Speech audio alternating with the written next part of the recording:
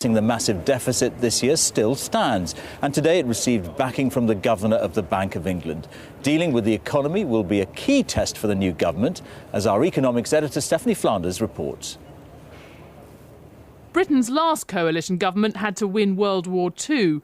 This one has to clean up the mess created by the worst financial crisis since the Depression. Reducing the enormous budget deficit is job one. And today, their plan got endorsement from a crucial and surprising source. At his quarterly press conferences, the Governor of the Bank of England usually refuses to comment on the details of government policy. Not today.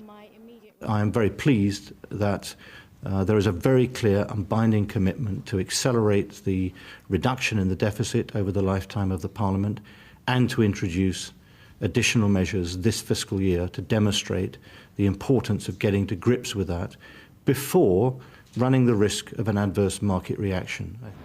During the campaign, both Labour and the Liberal Democrats had said that extra spending cuts this year would put the economic recovery at risk. But in effect, Mervyn King today sided with the Conservatives. He said that spending cuts wouldn't derail the recovery in his view, and he thought the Greek crisis had shown the risks of not acting were even greater than we thought.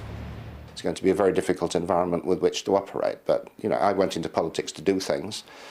We now have an opportunity to do that, to deliver on behalf of the country and also our own party's commitments. To make a deal, the Tories have agreed to raise the income tax threshold dramatically starting next year. They'll pay for it by watering down their promise to cut national insurance and by raising capital gains tax, another idea the Tories previously opposed.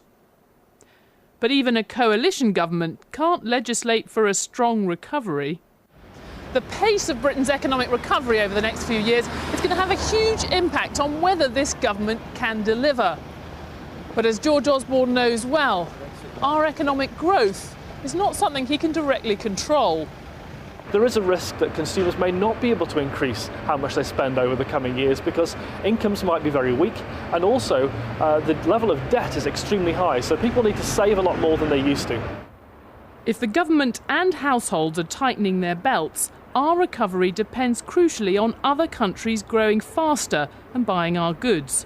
The crisis in the Eurozone means that's far from guaranteed.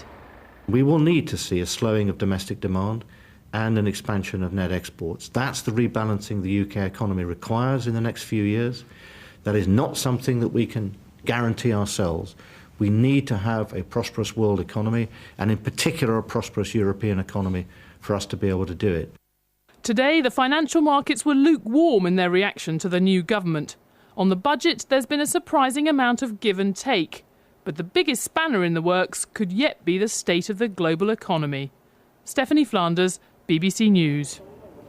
One key policy the Liberal Democrats bring to the table is